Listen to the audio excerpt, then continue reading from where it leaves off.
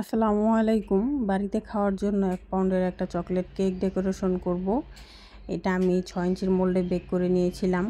যদিও বাড়িতে খাওয়ার কেক তেমন কোনো ডিজাইন হয় না, সাধারণভাবে একটা কেক হলেই হয়। তারপরও ভাবলাম যে একটু ডেকোরেশন করি।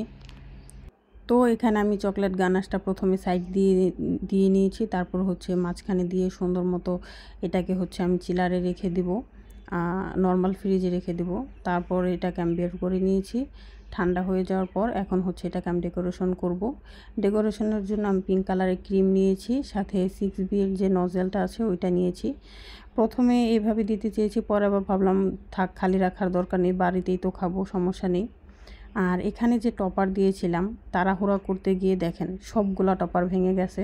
তো যাই হোক, এটা তো আর কাস্টমারকে দিব না, ভাঙাগুলোকেই হচ্ছে আমি অন্য একটা ডিজাইন করে নিয়েছি। এভাবেও দেখতে খারাপ লাগছে না, সুন্দরই লাগছে। যাই হোক, তারপর এখানে আমি কিছুই লিখিনি, বাড়িতে খাবো কি আর লিখতে যাব। তারপর হচ্ছে আমি কিছু গোল্ডেন সুগার বল দিয়ে দিচ্ছি। এই তো ডেকোরেশন ডান।